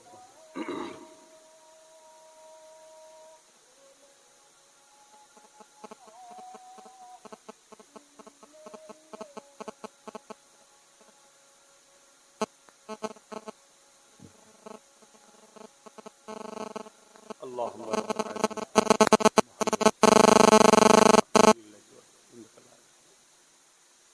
যাক ভাইরা, ওই 8:15 নামাজ হবে। এই ছোট করে একটু বলে দিই, বলা দরকার আছে তো নাকি? আল্লাহ রসুল বলছেন, কেউ জালিম জানার পরেও যদি কেউ তার দল করে, তার সাথ দেয়, তাকে সহযোগিতা করে, তাকে ভোট দেয়, আল্লাহ রসুল বলছে, এবার ভোটটা আপনি বলবেন রসুল্লাহর কথা কি আছে? না, সাপোর্ট করা। ভোটটা সাপোর্ট করা তো নাকি? তাকে শক্তিশালী করার জন্য তো ভোট দেওয়া। আল্লাহ রসুল বলেছেন, কেউ জালিম জানার পরে, আমার আব্বারা শুনবেন, বিশেষ করে মা বোনরাও শুনবেন, 1000-1200 টাকায় বিক্রি হয়ে যাচ্ছে। শোনেন, কেউ জালিম জানার পরও তাকে যদি কেউ সাপোর্ট করে, শক্তিশালী করে, আল্লাহ রসুল বলছে সেই মুসলমান ইসলাম থেকে বেরিয়ে যায়। মসজিদ মাদ্রাসার বিরুদ্ধে যারা ভেঙে দিয়ে দিতে চায়, তারা জালিম না? জালিম নয়? বিজেপি কেন্দ্র সরকার মসজিদ মাদ্রাসার বিরুদ্ধে, হ্যাঁ কি না? রাজ্য সরকার মসজিদ মাদ্রাসার পক্ষে না বিরুদ্ধে? জোরে বলেন। নিউ টাউনে মসজিদের জায়গা চুরি করে বিক্রি করার প্ল্যান করেছে না করেন? উপরন্তু 11 লক্ষ টাকা সম্পদ বিশেষ একটা ধর্মের নামে এমনিতে দিচ্ছে, অথচ দেশের টাকাতে। শুনছেন তো নাকি? যাক, তারপরও আমি ওই দিকে যাচ্ছি না, কিন্তু আমার ধর্মের জায়গা চুরি করছে না করেন? এই যে রাজ্য সরকার দুর্গাপুরে বোলডুজার দিয়ে মাদ্রাসা ভেঙেছে না ভাঙেনি? রাজ্য সরকার বলছে কোরআন শেষ হয়ে যাবে, আমার উন্নতি শেষ হবে না। এ কোরআনের দুশ্মন, হ্যাঁ কি না? কোরআনের এটা মিথ্যা কথা বললো না? বললো না? যারা কোরআন দিন ইসলামের দুশ্মন, তাদেরকে কেউ যদি তারা যে করছে এটা জালিম না জালিম নয়? রসুল বললেন জালিম জানার পরে তাকে যদি কেউ শক্তিশালী করে, সাথ দেয়, ভোট দেওয়াটা শক্তিশালী করার জন্য দেওয়া হয় না, হারাবার জন্য। আল্লাহ রসুল বলছেন সে মুসলমান, ইসলামে থাকবে না। তাই যেমন বিজেপিকে সাপোর্ট করা চলবে না, রাজ্য সরকারকেও সাপোর্ট করলে ইসলামে থাকতে, জোরে বলেন। মুসলিম শরীফের হাদিস, আল্লাহ রসুল বলছেন, এই আমার বাপের কথা শোনাচ্ছি না, মন দিয়ে শুনছেন তো? আমার মা বোন ভালো করে শোনে, এমন দিন আসবে 10-20টা মানবরূপী কুকুর ছিঁড়ে ছিঁড়ে খাবে, কিচ্ছু করতে পারবে না। মা বোনেরা, যদি শুধরে না যাও, আমাদের পাওয়ার একটাই আল্লাহ রসুল, আমাদেরকে যুগে যুগে বাঁচাচ্ছে আল্লাহ রসুল। আর তুমি যদি আল্লাহ রসুলের দল দুশ্মনদের দল করো, আল্লাহ রসুল তাদের হাতে তোমাকে মিটাবে। সূরা বাকারাতে কোরআনে আল্লাহ বলছে। তাই বলছি শোনো, রসুলের হাদিস মুসলিম শরীফ, আল্লাহ রসুল বললেন অন্যায় দেখলে হাত দিয়ে রাখো। কেন্দ্র সরকার যে আইন করছে, নাই না অন্যায়, ওয়াকাফ লুটতে চাইছে, নাই না অন্যায়, হাত দিয়ে যদি রুখতে না পারো মুখ দিয়ে প্রতিবাদ করো, যদি মুখ দিয়ে প্রতিবাদ করতে না পারো অন্তর থেকে ঘৃণা করো। তা যদি না করে কেন্দ্র সরকারকে কেউ ভোট দেয়, তার ঈমান থাকবে?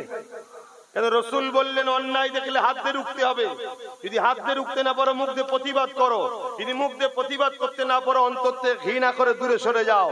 এই তিনটে কথা বলে রসুল বললেন অন্তর থেকে ঘৃণা করে দূরে সরে যাওয়া হলো সব থেকে দুর্বল কমজোর ঈমান।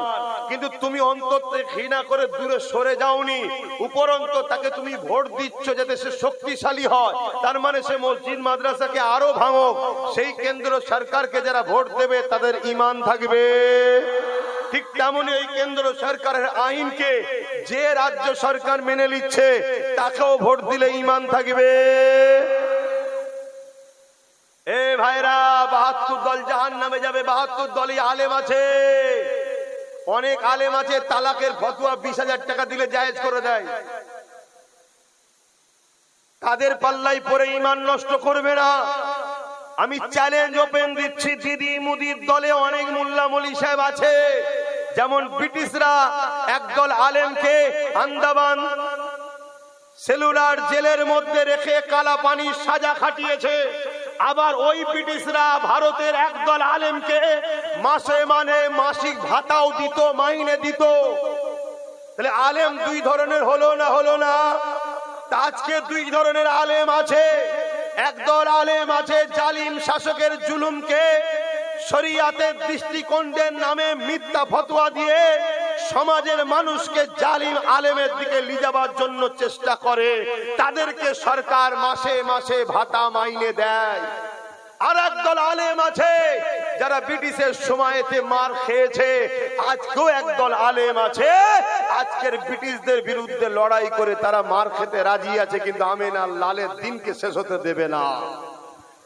এখন বলো, দালাল উলামাদের সাথে থাকবে না নবীর দ্বীনের পক্ষে যারা গোলামি করে, নবীর দ্বীনের দুশমনদের সঙ্গে লড়াইয়ের কথা বলে, সেই উলামাদের পক্ষে থাকবে?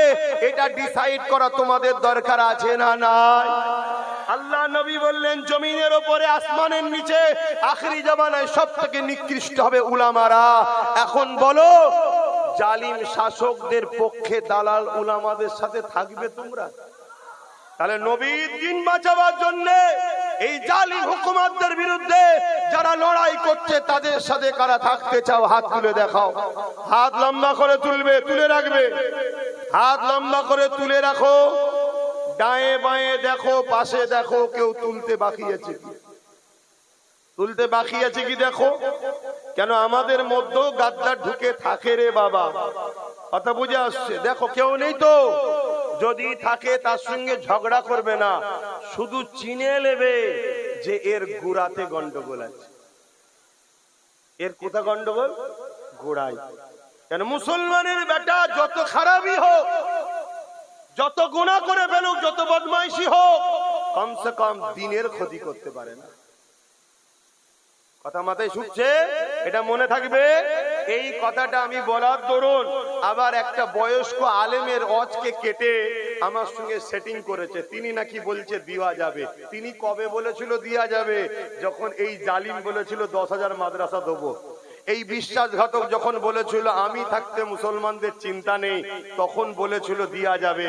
কিন্তু আজকে যখন এই বিশ্বাসঘাতক চিটিংবাজকে ধরা পড়েছে যে এ মুখোশ এক, মুখ এক, আগে ছিল ঘুমটা দিয়ে তাই পেতনির মুখটা বোঝা যায়নি, ঘুমটা খুলে পেতনির মুখ দেখা যাচ্ছে। এ মাদ্রাসা মসজিদ ওয়াকফের দুশমন, বিজেপির দালাল, বিজেপির সাথে রয়েছে। এখন আর একেও সাপোর্ট করা ইমানদারদের বৈশিষ্ট্য থাকতে পারে? আওয়াজ দিয়ে বলো।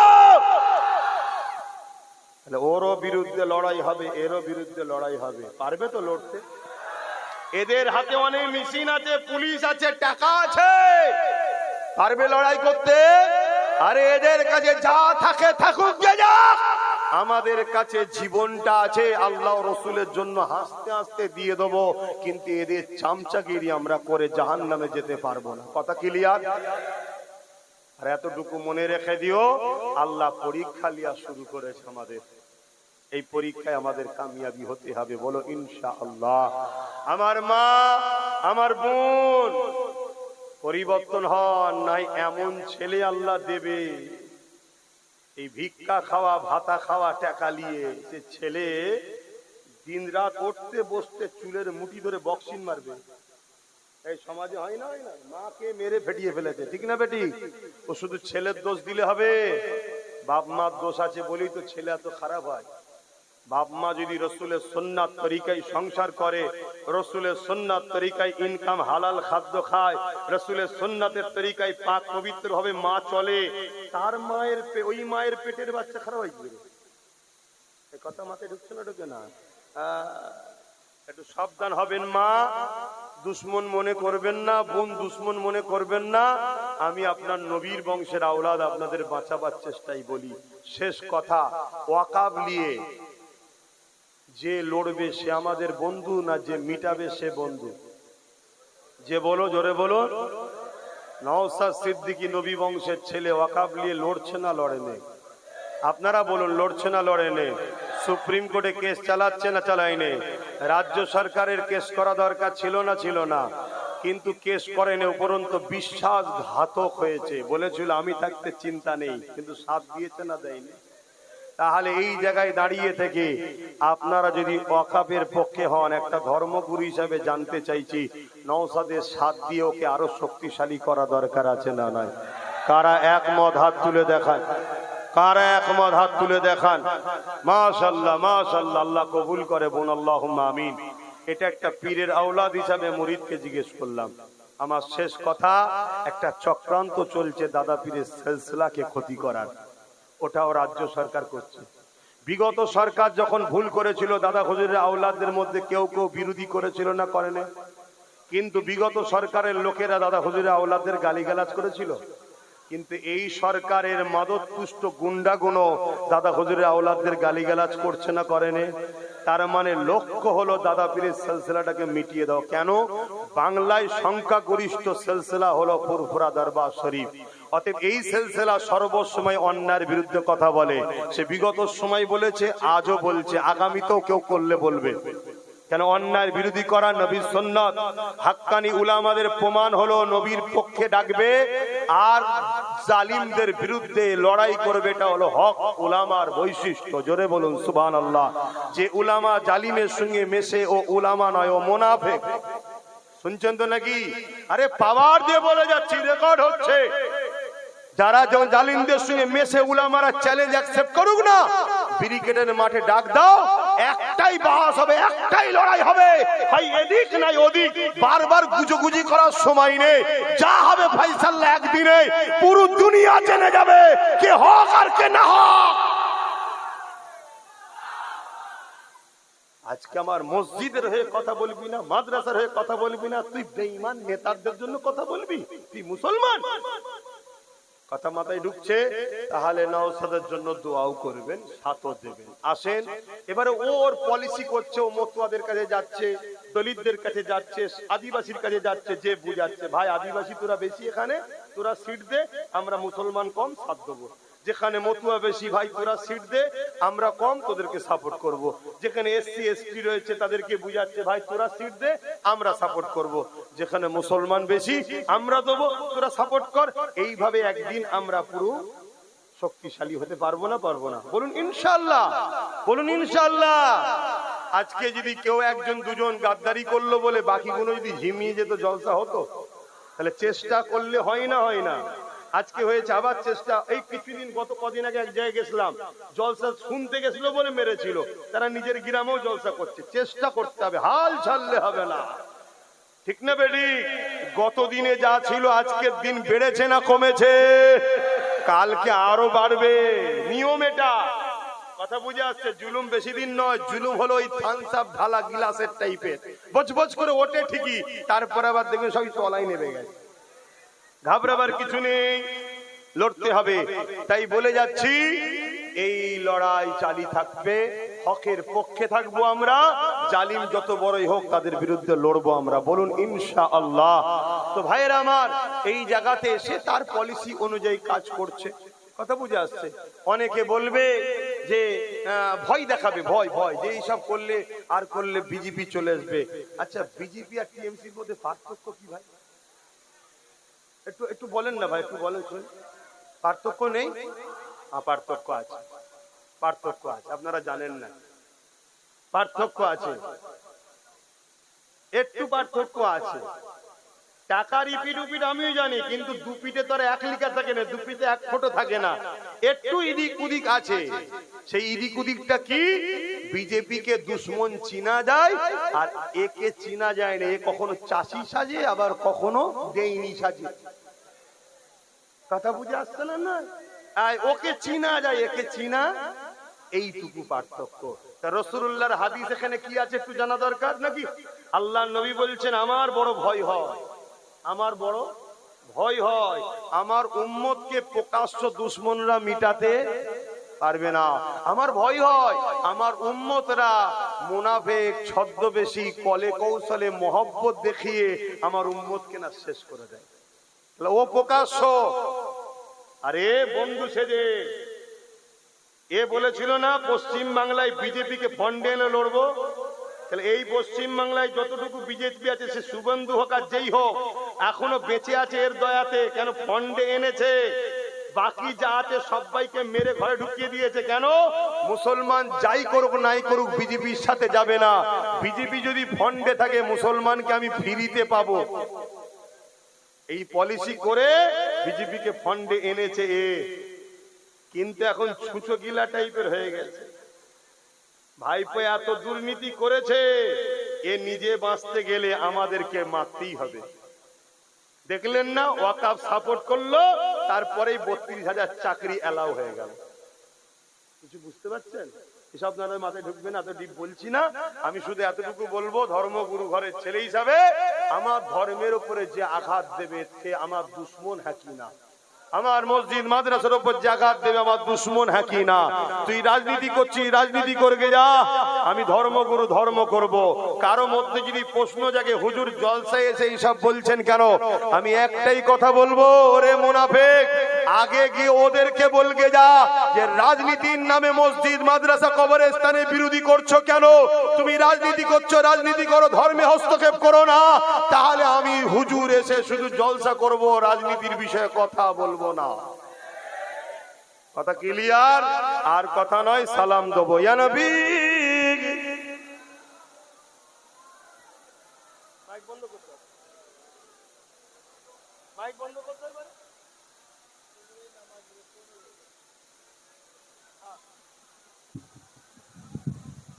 নামাজের সময় হয়ে গেছে, মাইক বন্ধ করে দাও। ওষুধ দেওয়া হয়ে গেছে। এবার যার কপাল ভালো সে পরিবর্তন হবে, শোনানো দরকার আমার কি? যে ওষুধ খাবে সে সুস্থ হবে না হবে না? আর যে ওষুধ ফেলে দেবে সে রোগ ব্যাধিলে জাহান্নামে ঢুকবে। তো আমি কি করব? আমার কিছু করার আছে? আমার ডিউটি উম্মতে মুহাম্মাদির কাছে রাসূলুল্লাহর মেসেজ পৌঁছে দিয়া নবীর দুশমনদের বিরুদ্ধে বলা। আচ্ছা বলুন তো ভাই, ফেরাউনের বিরুদ্ধে উলামারা বলে না বলে না? ফেরাউন তো একটা রাজা ছিল, নেতা ছিল, রাজনীতি করতো, তার বিরুদ্ধে বললো কেন? নমরুদের বিরুদ্ধে উলামারা বলে না তো নমরুদ তো একটা আলেম, কি বলে, জালিম ছিল, রাজা ছিল, রাজনীতির লোক ছিল, বিরুদ্ধে বলে কেন? না, জালিম ছিল। তারা মরা জালিম বলে খুব বলতে ভাল লাগে। আজকে টাটকা নমরুদ ফেরাউন গুলোর বিরুদ্ধে কে বলবে? হ্যাঁ, অসুবিধা হচ্ছে। হ্যাঁ, জালিম যে হবে তার বিরুদ্ধে বলতে হবে। আসো সালাত ও সালাম পাঠ করি। ইয়া নবী সালাম, ইয়া রাসূল, ইয়া হাবিব সালাম, সালাওয়াতুল্লাহ।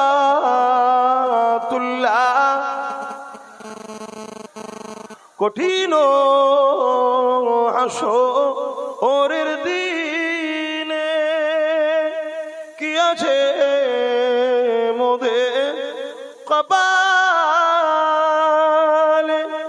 গুনাহগার উম্মাত